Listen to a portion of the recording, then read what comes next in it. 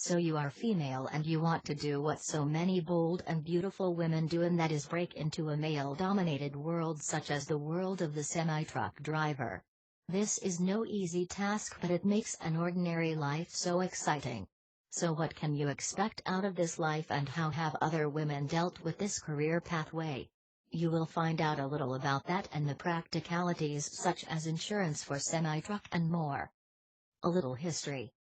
You may think that women in trucking is a new thing, but it is actually been going on since not long into the turn of the century. In 1927, Elizabeth Drennan was the very first woman to obtain a CDL license and begin long-haul trucking.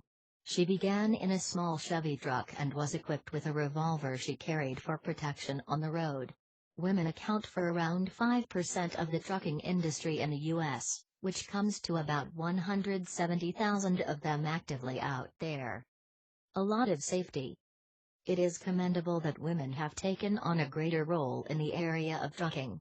However, there are considerations as far as safety is concerned that we have to take, and below are listed some safety tips for women in trucking. Also remember this when you are taking out insurance for semi-truck. Never advertise the fact that you are alone. You may be tough and you may be well trained, but you are still vulnerable and lighter than a male. There are people out there that are just looking for a woman alone to do some harm, so be conscious of that fact and arm yourself. Make sure you are either carrying something such as mace or a knife.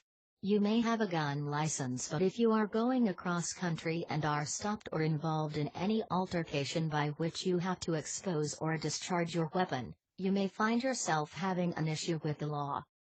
Do not use rest areas at night. This advice comes from a myriad of seasoned female truckers because this is when you are most vulnerable.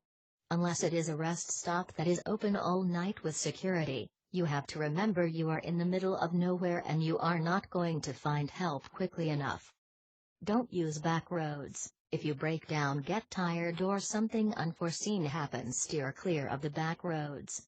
They are badly lit if at all, and you have no idea who and what is out there in the night, whose property you are touching, and what kind of people are in some of these small towns in the U.S. This is asking for issues if you have to get out and seek help. Stay on major highways and state roads and make sure you know how to use your radio. And make sure you are covered by insurance for a semi-truck. Share this video and subscribe for more interesting auto insurance tips.